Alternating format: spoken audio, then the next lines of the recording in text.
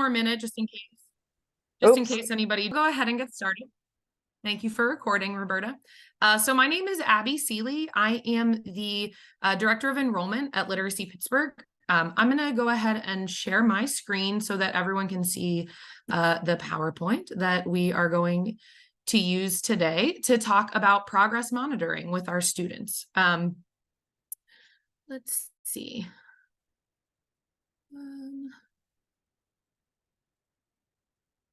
Okay, my view is not showing exactly the way I want it. I want to make sure that you guys are able to see the slideshow, and then I'll be able to share some other things. Are you all able? Not quite yet. Okay. Sorry about that, guys. I've got two screens, so I just want to make sure that I'm sharing the right one. So let's do screen one for sharing, share. And now let's give our slideshow a try. Are you able to see the slideshow, or you see the presenter view, Roberta? Presenter view. Let's swap those. There you go. Okay. All right. Thank you very much. So, all right. I am so sorry. Just one moment. My dogs, who I had locked in a room so that I could do this presentation, just broke out and came running into the room that I am in right as I'm starting. And I am so very sorry. So one moment, I will we'll get started in 1 minute. I apologize.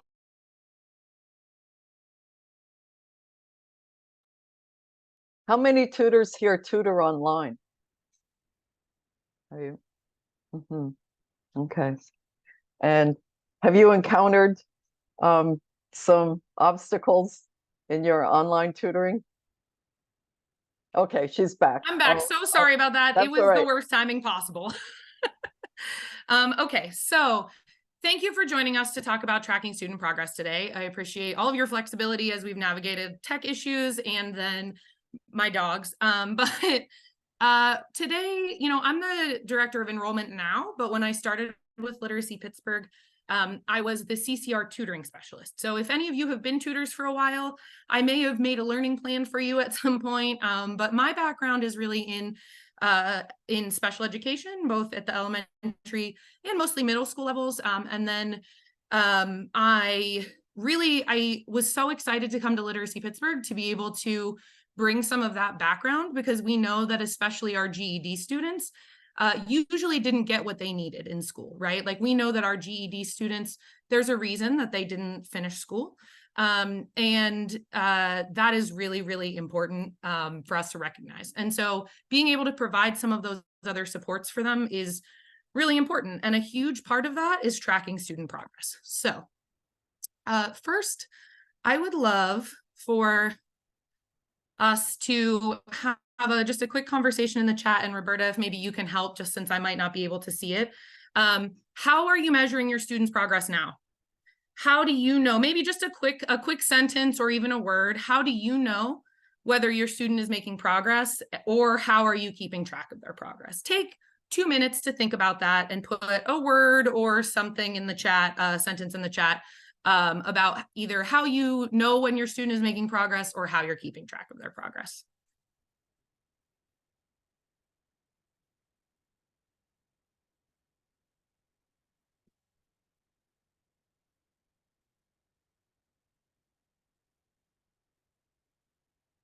And it's okay if Roberta, are we getting some chat responses?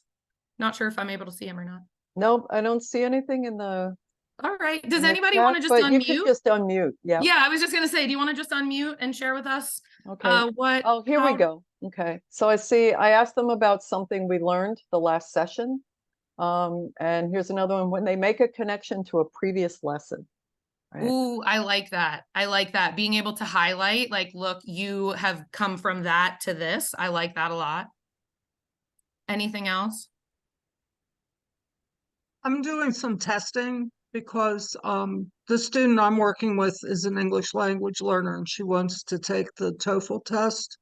So we're just practicing the different tests. And honestly, I'm in this session because sometimes I don't know if I'm making progress with her.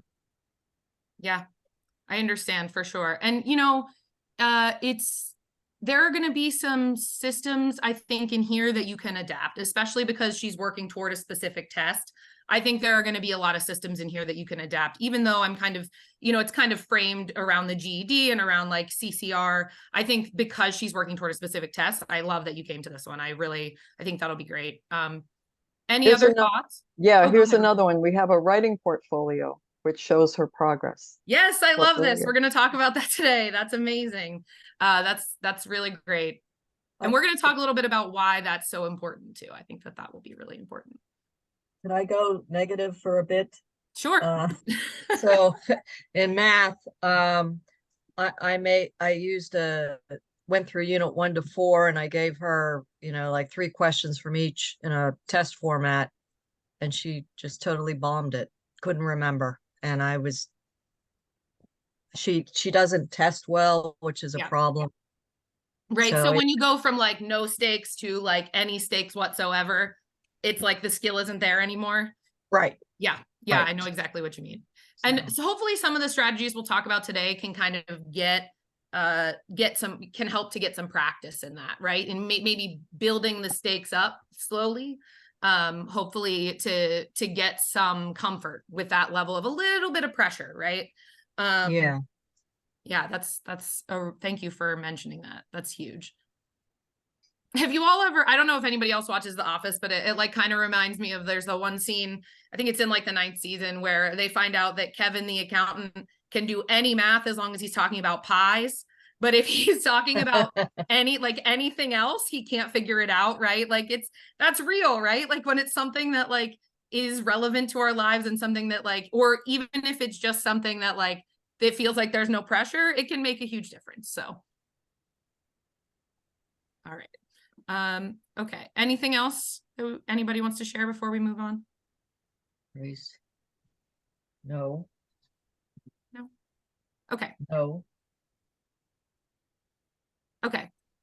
So we know that monitoring student progress is really important. For many reasons. The top ones being, you need to know exactly where your student is so that you can intentionally design your lessons. Your student needs to be able to see their progress so that they can stay motivated. And let's be honest, you need to be able to see your students' progress so you can stay motivated, right? It can be really, really hard when you're watching your students and you don't know. You're saying, okay, we maybe have been working for months and I really have no idea whether we've made much progress or not. So for both of you, it's really, really important to have that. Make sure we're okay. Yeah, we're good on time. Okay. And so, I was really trying to think about, okay, those things are important, but how do we explain to students why this kind of tracking is important? Like, it might actually be a little hard for students, I think, sometimes when we sit them down and say, hey, we're going to chart your progress and you're going to be able to see everything. Like the first time you say that could be a challenge, right? Because charting progress it doesn't always chart up, right? It can chart up and down. So some students are a little intimidated about charting their progress. So when we're talking to students about why is it important for us to really break things down and chart our progress, I think some things that I found that I think really resonated with me that I wanted to talk about. So first of all, it creates a feedback loop for success, right? We talked about this, staying motivated. You can see your milestones and it's proof that you're making progress towards your goal. But in addition to that, it'll help you set better goals. You're going to start taking a closer look at whether you really set the right milestones, right? Like if you know that I am going to be checking something off each time when it's finished, or if you know that I'm going to be taking whatever this was and whatever our measurement point was and plotting it somewhere, then I'm really going to be thinking a lot more carefully about my goals, about what steps that I need to get there. And then it also reframes how you view mistakes. Because I think that especially even if you're just looking at a line chart that's going up and then back down, but then you get to see it come back up, that can be really motivating, right? You can really reframe, okay, those mistakes or that place that I really struggled, that when it feels like it dipped low, it always comes back up. I see myself coming back up. Or if I'm trending down, then, this means we really get to dig into what is going on so that we can then visually see things going back up or improving. And so I can't stress enough, I'm going to take us through some resources for charting progress, and then we can go through some resources for things to use to chart the progress, right? So like, what are we measuring exactly? Does anybody have any thoughts or questions so far just around some of these ideas, or maybe talking to your student about like, really breaking things down and visually charting their progress? Has anybody had that conversation or is doing that already with their student?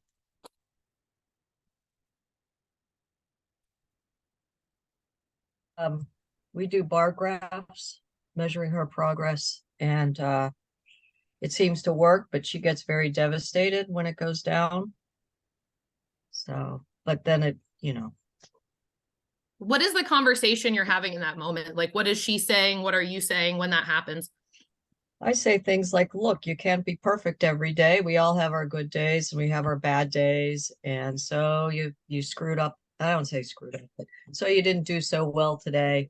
We'll try it again next week and see what happens. And you know what I love about that is like, you're already doing what they were talking about in the plenary session, right? With that growth mindset. Like these, when you're charting progress and you see, hey, there is a place where I didn't get to where I wanted to get, that's a great opportunity to talk about that growth mindset and do exactly what you said, is like, hey, we'll use it as a learning experience and we'll make it something better, right? Like, I think that charting progress like this creates opportunities for that, because I think sometimes you can also only focus on the negative, right? And so it's when you're talking about growth mindset, if you're just talking about it and saying like, you might say, oh no, remember last week or 2 weeks ago when you did XYZ really well, like don't feel down about it. But if you can literally put something in front of them that shows, yeah, sure, you did a dip, but remember last time you came back up, or however, to be able to show them that rebound is there, I think contributes to that growth mindset that we were talking about in the plenary session too. So I love that you're already like encouraging those conversations. Any other thoughts about these? Okay. So just in terms of resources for charting progress, I don't know if some of you use apps the way I do. I've probably tried like 10 different productivity apps in my life to see if there is something that can help me really keep track of everything that I want to do, whether that's like my working out or my reading every day, or whatever it is. And there are a couple of apps that I found that I think are pretty useful and really let you break things down. One of those is Strides, which is a goal tracker. Another one is a goal setting tracker planner, and another one is called Accomplish. And I'm going to show you some screenshots from that one. And then, some of you are already creating your own charts, but this is a great math activity you can do together too, right? Especially if your student is kind of in kind of the lower areas of math, or they're still kind of getting the foundations of their math. Or even if they're at a higher math level, charting is important no matter what level you're at. And so, being able to sit down and take the time and say, okay, here's my goal. My goal is around, say, I want to read whatever book, right? Let's say I want to read let's make it easier. Let's just say I want to read 138 words per minute, right? Like I'm trying to get my fluency up. I'm trying to get faster at reading. The average person, according to the internet, reads 138 words per minute. So what type of chart do I need? If I want to keep track of how many words per minute I can read, because I know that I'm reading slowly and that my slow reading is something I'm really trying to pick up on, then what would the right type of chart be, right? Like that's a good math conversation to have too, that can be kind of built into the other things that you're doing. And so right now though, I will show you the Accomplish app. This is one that I personally like. And I think what's really nice about it is that it gives you the opportunity to really break down things that your students are learning into more manageable, not just more manageable milestones, but also the right milestones. So the cool thing about this app, and I did try to figure out how to do a live demo for it. I was like, how can I project this onto my computer to show you a live demo? But this app, Accomplish, allows you to set multiple goals. And it also gives you the opportunity for backward planning together with your student, because that backward planning of like setting a goal and then really like meaningfully and thoughtfully thinking backward, like to where you are now, is really hard. Like, I think for a lot of people, it's for me, it's hard. For everyone, it's hard. And so that's a skill you can practice together. So like setting goals and tracking them this way are not just for their academic success too. I think we're working on growth mindset. We're also working on that backward planning. Like, I'm just setting a goal for myself, and then I need to think, okay, so in order to get there, then I need to do this. But before I can do that, I need to do this. Charting that place from where you want to be back to where you are is really important. And then you can mark those milestones off as you achieve them, and you can see how many have you crossed off, right? And maybe this isn't just a regular chart, like a math type chart, but this might be an easier way for students to keep track of some of their progress on specific skills or on bigger goals too. So just having some kind of visual progress monitor or way to monitor progress is so important. And I think that this is a very good resource for that. Any thoughts, questions, any other like productivity type apps that some of them are very overwhelming. If you just go out and like look for productivity apps, some of them are crazy and overwhelming. And so I think finding something, if this is a route that you think would be useful for your student, finding something that's a little more simple, so like this, like Accomplish could be a good place to start. Mm-hmm. Okay.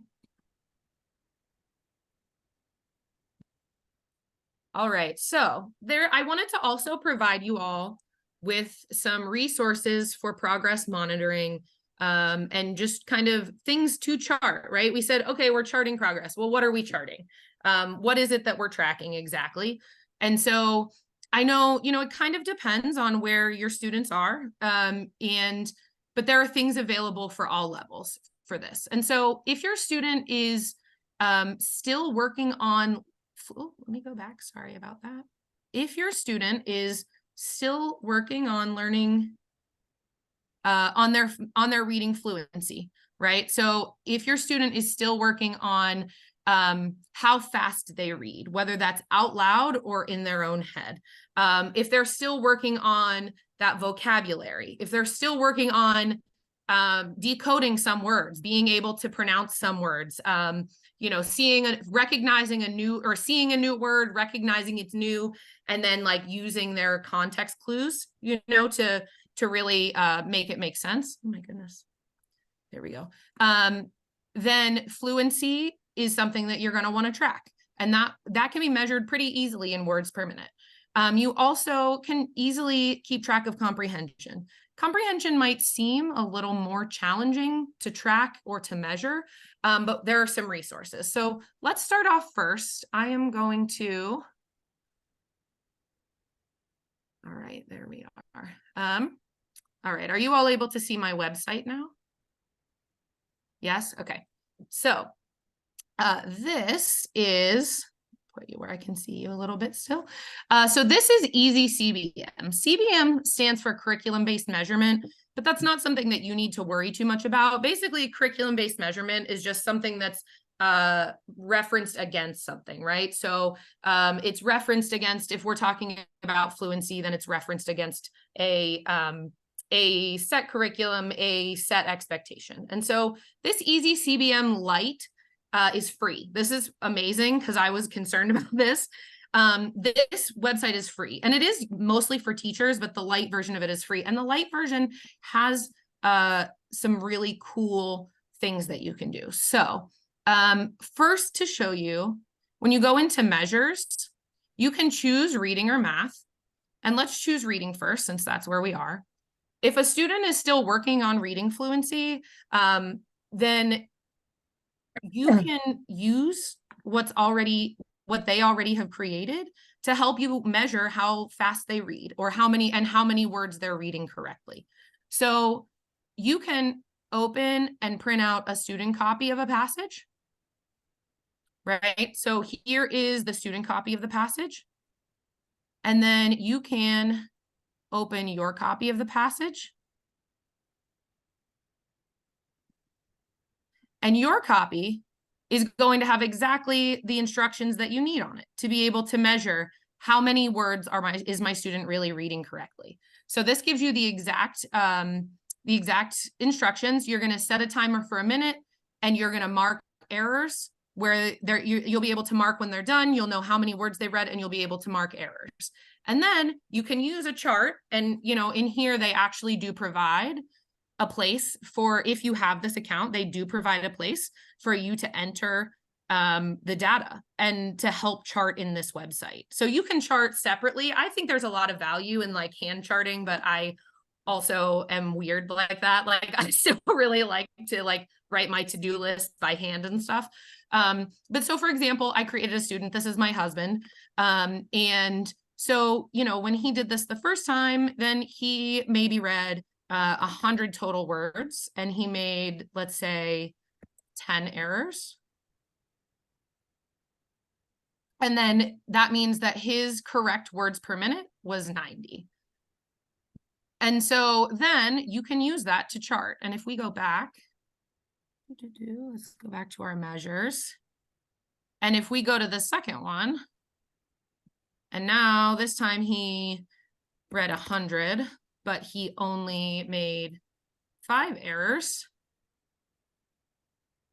Now we know that his words per minute is 95, and you can chart that as well. And then you're going to be able to go and pull reports. But again, this is where I think for students, you can just take those numbers, it'll calculate it for you, or you can do it yourself, and you can put them on a chart so that students can see, am I reading correctly and fast enough for what I need? But it is not only reading fluency that you can use this for. You also can, and you can select different grade levels as well. But there are also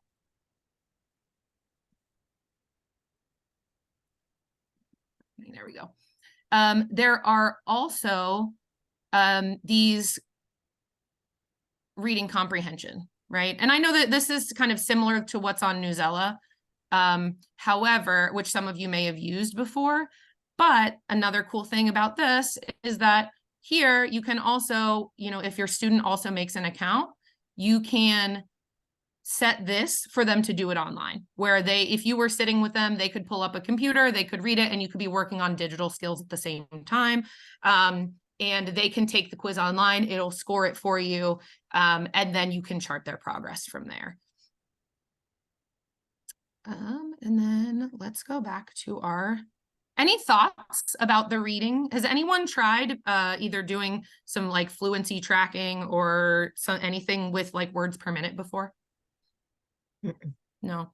Does anybody have a student, and definitely don't share any of their personal information, but does anybody have a student who's still working on reading at that level? Yes. Yeah.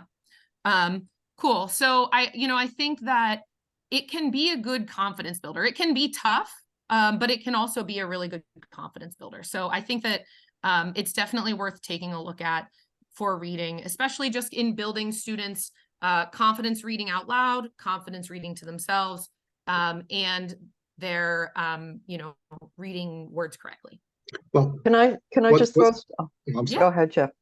What's the best? One of my problems is assessing grade level. I mean, we're at a level, but sometimes I think she could do better, and sometimes I think no. So I mean, in this particular app, what's a good way of knowing grade level or where to start?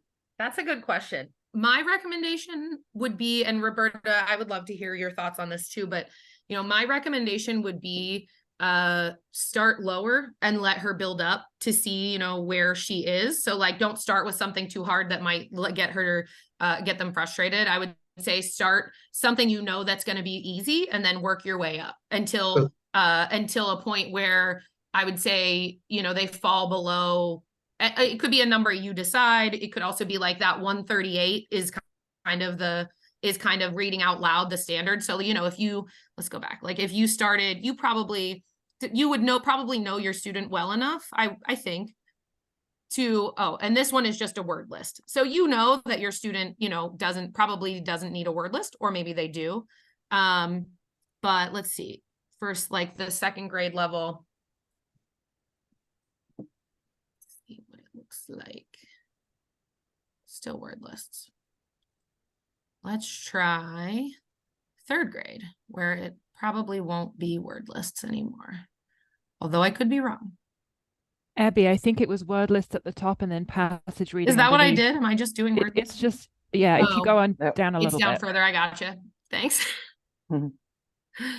I only did a little bit of I went through the higher ones. Well, that one is just a word list. There we go. I am reading, just clicking on word list. Here we go. So you could probably look at this and you could probably say, like, does this feel easy for my student? Does this feel about right? Does this feel hard? And I would just say, start with one that feels easy, and then go to a harder one, and then go to a harder one. And then you'll kind of have an idea of where they are, and be able to kind of, you know, build up from there. Okay. Katie, Roberta, any other thoughts? I was just going to throw in, I know this is about assessment and measurement, but one way of building fluency is through the use of the rapid word recognition chart.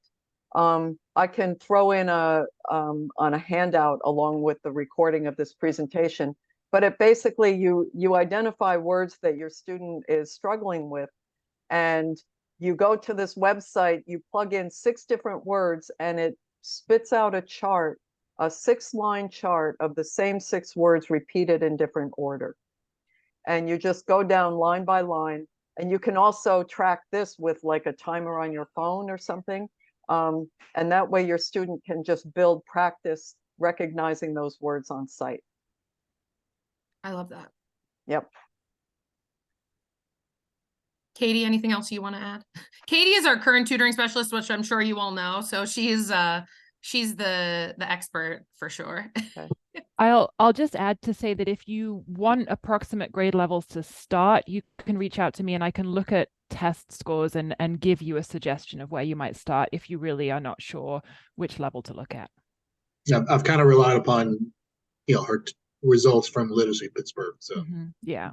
Which is totally fine too. Of course. Okay. All right, let's go back to our slideshow. Can you all see the slideshow again? Okay. So let's talk about math. There are quite a few different ways to progress monitor in math. In some ways, this might seem like a little bit of the easier way, easier thing to track, right? Because it's very cut and dry. It's very either like they got it right or they didn't get it right, which I think sometimes can make it easier. That same website, Easy CBM, we could have just stayed there, but they have this, similar tracking in math. They have similar resources for math tracking. So these are, you know, basic number operations, depending on also the grade level that you choose. And then there are also your copies and the ability to enter scores again. I'm back in reading somehow. Where is my math one? There it is. So then you're able to enter scores. You also, you can set these to be taken online as well. But, you know, and there are higher level ones, and you may see, but I think that what we all know about math is that, you know, there are skills in, say, this basic geometry and measurement. There are likely going to be skills in those higher levels that you're still working on the foundational skills for, right? So whether that's multiplications, you know, getting quick with multiplication facts. I think the cool thing about what's available here from Easy CBM is that you can, with math, you can, and I guess you could kind of go either way, but with math, you can start a little lower and build up, right? You can give them like, let's see where you are with your basic facts. Let's see where you are with these. But then, you know, once they get to a point where they start doing some of these more complex things, then you're going to be doing probably a little bit more analysis, right? Of what of their responses, and having to do some more digging to get to what is the root of the issue, right? So they might do some of these and maybe, oh, they do have, I'm learning that they do have, they know that to get area, they need to multiply length times width, but they got the number wrong. They did the right operation, but they did the operation wrong. And you'll be able to see that when you do this. And then you can use that to say, okay, I need to go back and we need to revisit these multiplication facts, or we need to revisit these more foundational skills that are building to this. So, and you know, if you need help with that, like that's something that I know is covered a bit in tutor training, and also can be really hard though, especially if you're like, say, not a math person like me, to be able to really drill down to like, okay, what are the skills that they need so that I can go back, we can kind of work on that math fluency to build up to some of these higher level skills, where then we can track progress on those higher level skills as well. Let's see. And, you know, I know some of you talked already about just how you are already tracking or have a binder, and the Easy CBM kind of just provides these, but those math fact and drill sheets and word problem quizzes that test the same skills, but with different word problems. And then this is something I know that Katie can definitely help you with, especially, but the books that you're using, most of them have pre and post assessments that can help you with this. So you and your student can decide what number of questions correct will mean mastery for you, right? So like if your student is getting, or maybe not mastery, but you can decide what your goals are. If your student is, say, working on, you know, a geometry, you give them 10 geometry questions and they get 2 of them right, you can set a goal and say, okay, next time we want to get 4 of them right. But most of you probably know this, but just as the FYI, generally in education, 80% is generally accepted as mastery, because everybody makes mistakes sometimes, right? So you all can decide, you know, what is our goal going to be each time? But especially in math, you can pretty easily use some of the assessments in your books to get an idea of like, where is my student on mastery of this particular skill? And I think that it can be easy to forget that those books provide those. Some of them provide pre and post tests for the book. Some of them provide pre and post tests on units. Some of them give resources for assessment in each lesson. So if you have questions about how you can use your book, what's in your book, you can talk to Katie about it. But that is something that I definitely recommend, is take a look at what you're using for math and see what's available to you there that you could be using to help. All right. Let's see, where are we on time? We have about 15 minutes left, right?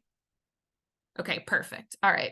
We really just have writing to still talk about, so that might leave us with a little bit of time to just talk at the end.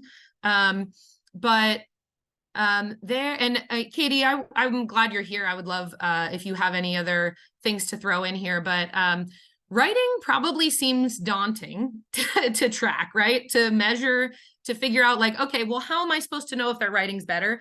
You probably have a sense, right? Like there's that part of you that's like, okay, I know their writing is better, but how can I describe that? Or how can I explain that? Or what is the actual evidence that is showing me that? And there are a couple of different ways.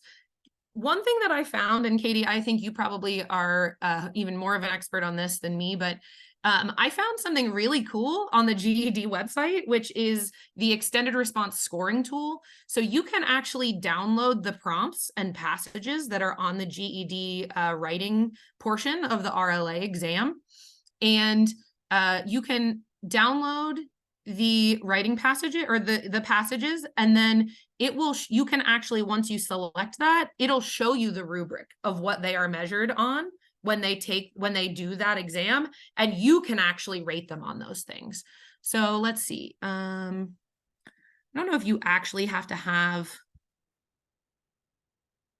let's see, 11/04/2023. And so you can take that and you can come in here. When you take their writing response, it'll tell you exactly what to do, how much time to give them for the writing response. You can take the writing response and you can see exactly what they're being measured on when they do that writing for GED. And you can say, okay, do they have any clearly stated claims or strongly implied claim. And you can start even looking at it with them. This is what they're looking for when you do the writing, right? So, okay, you did this. Now let's sit down. Did you clearly state your claim?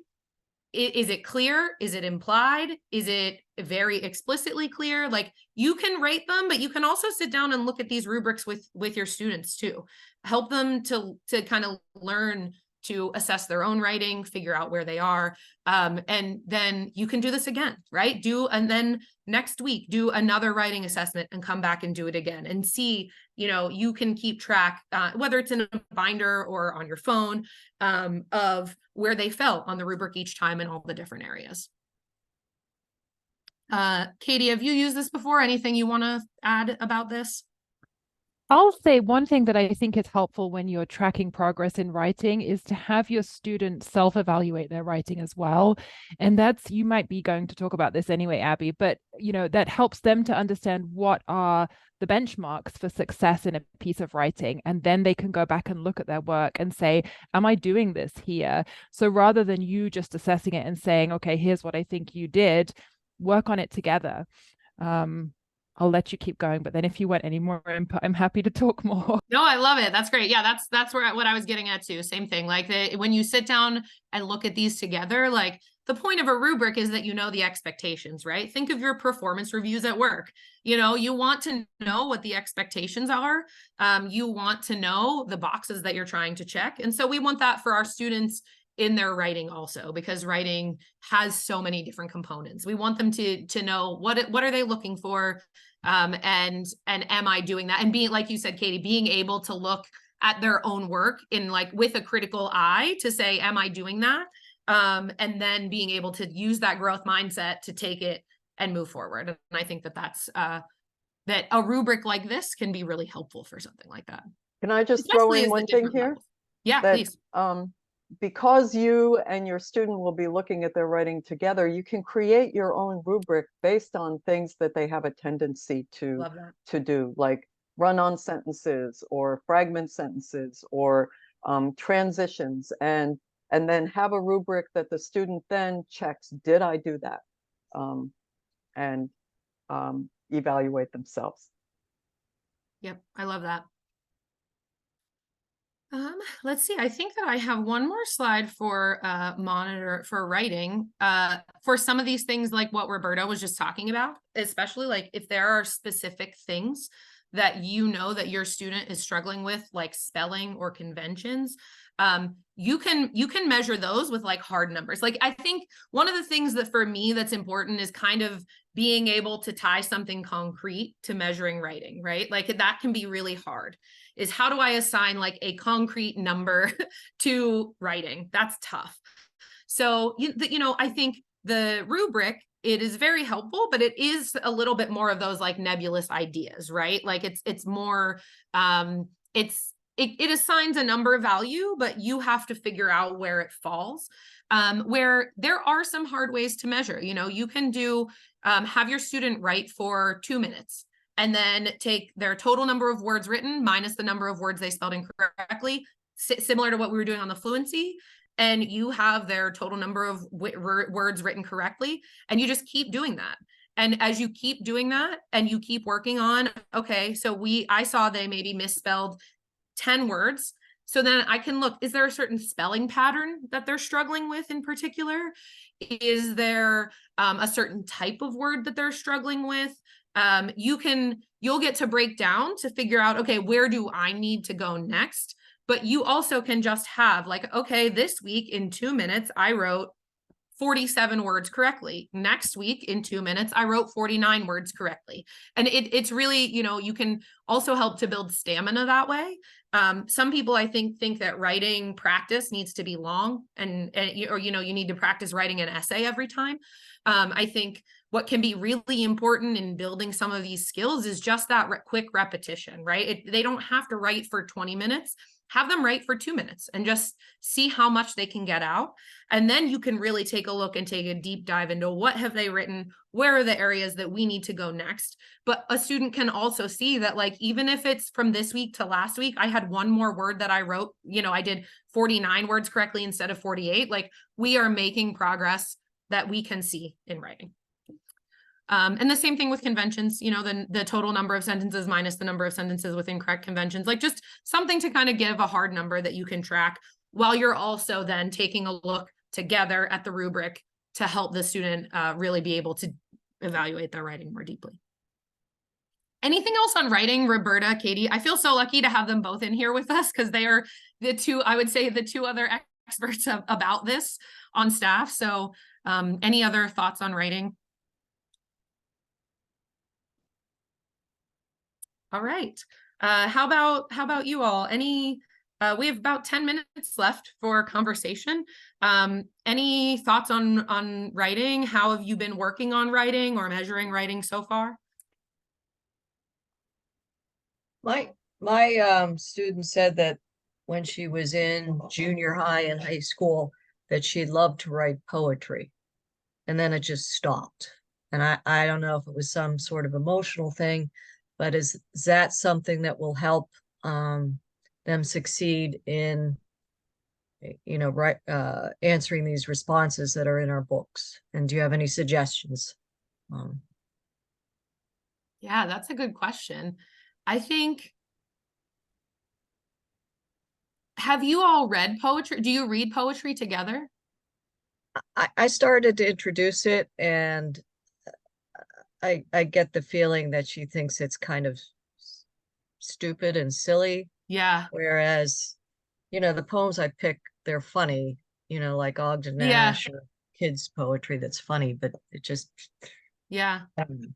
But it sounds like there is that, like, it was there, right? There was a time when they liked writing and they liked writing poetry, right? Yeah. Yeah, I think that that's really cool. And I think that there is definitely, I think there's definitely something there that can help with improving their writing in other ways. Do you think that, okay, this might be a bit of a stretch. Do you think that they would be willing to share any of their poetry with you that you could read together? I do, if she still has it. Sometimes I wonder if it was just an emotional response to the trauma in her life at the time, Sure. but I'll ask her. Sure. I mean, what I Yeah. think is that, like, obviously you don't want to critique the poetry, but I think what it could do maybe is build some confidence in writing, is if you're able to go back and say, like, you are a poet, right? Like, you are a Yeah. poet. You not only were a poet, but you are a poet. Let's Yeah. take that and let's use that and let's channel those skills into the writing you have to do, right? The writing you need to do to reach your goals. You're already a poet. Let's use that, and let's you know, I think it can really be used hopefully to build our confidence at the very least. Any other thoughts, Roberta, Katie? I see Lisa So- was going to say something. Oh yeah, Yeah, Lisa, hi. Hi. So I know who Megan's talking about. So I would recommend looking for some poems in Common Lit, Megan, and Okay. maybe steering away from the funny ones. You know, I Yeah. think like you, I tend to go to those, but the one that I showed earlier is not funny, and she Yeah. might really respond to something like that. You know, Okay. And it's worth a shot. But I would encourage her to write anything she'll write. Yeah. You know, And also that practice can be in poetry too. You know, like if you're doing timed practice, even if you're like, okay, we're going to work on writing, let's see what kind of poem we can write in 5 minutes. You know, like let's each take 5 minutes to write a poem and see what comes out. And then you can do that too. Yeah, this doesn't speak specifically to poetry, but just to the value of informal writing, low stakes, practice Yes. writing that you're not correcting, you're not evaluating. There's a wonderful creative writing teacher named Natalie Goldberg, who was also a practicing Zen Buddhist. So she has a lot of writing prompts that are very much in the moment. Like, you know, just think about something like coffee and write for 10 minutes, don't stop. And if you, we do this with language learners. If you don't know the word, leave it blank, just keep writing. Or if you can't think of something, and then you just share it, you read it together. She has a book called Writing Down the Bones that has just had a 30th anniversary reedition or something. It's from the 80s. But it has some really nice writing prompts that just lower the barrier. And it might turn into poetry, it might just be informal prose, but I think it's a very good thing to build into your routine and write together. Okay. Yeah. Yeah, we came to this one prompt one day and I said, this is a snoozer. We're just going to move on. And we just kind of skipped it. So anyway. I love what Roberta said though about starting, I mean, really starting that Yeah. low stakes for fun. Like I think that, and especially with poetry, like if that's something that they like and that they were into at one point, like that just getting comfortable with writing where you're not measuring it. You might, to be honest, you might work with your student for months on them just getting comfortable writing before you start to measure these things or track them, right? Like it might just be like Roberta said, oh, every week we're both going to write for 5 minutes, read them together, talk about it, not critiquing it, just talking about what we wrote together. Maybe we do that for 2 or 3 months and then we can say, okay, now we're going to work on conventions and we're going to work on some of these other things. Let's start tracking those, or let's start doing something. And that doesn't mean you have to stop the casual writing either. Like the writing for fun, writing just for practice, writing with no stakes. You can keep doing that simultaneously, separately, whatever. But I think that like what Roberta said is so important, getting to that, getting that foundational of I'm comfortable writing is a really important place to start. Okay. Thank you. Yeah. I think the best success writing I've had is a student will always ask me to write. And so we have to do it together or sequentially, something. Yeah. So she sees what I'm writing as, I don't know, an example or maybe an icebreaker or something. Yes. I love that. I think it's an example, one, like she might have, yours might be next to each other and she can see some of the things that you did, but also I think that's really great for just building your relationship too, right? Like I'm going to do the thing that we're doing, we're going to do it together. And then you're learning something about me too, right? Because whatever I'm writing, that's like something that is part of me. And so I think just doing that writing experience together I think that's really cool. Yeah, there's a vulnerability to writing, right? Yeah. And I think making yourself vulnerable in the same way makes it easier for your student to trust you. Yeah, for sure. But no poetry. Doesn't have to be poetry. Roses are red. That's a great poem. Any other thoughts, questions? I know we have about 3 minutes left.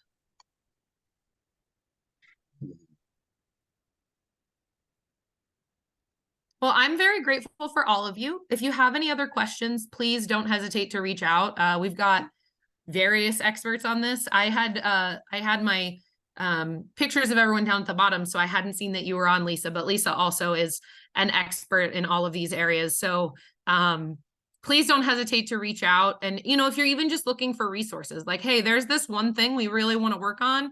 Could you, even if it's like, hey, can we sit down and backwards plan one or two things together so that you can get the practice with that, right? Like okay, oh, here's maybe an objective. Here's a thing that they need to learn. How can I really break that down so that we can measure it in milestones and in smaller chunks? Don't hesitate to reach out. I would be happy to sit down and do that together. I know any of us would. Okay. Thank you, Abby. This has been so helpful. Thank you, I miss everyone. having you in the training. I know you're doing great as enrollment director, but this is really your wheelhouse. I know I miss this a lot too. So I'm really grateful to be able to be here with you all. Thank you for everything that you do. And yeah, hopefully I'll see you all soon. Okay, so everyone, please do not click on leave meeting. Just click on leave breakout room, and we'll be having some closing remarks by our board chair.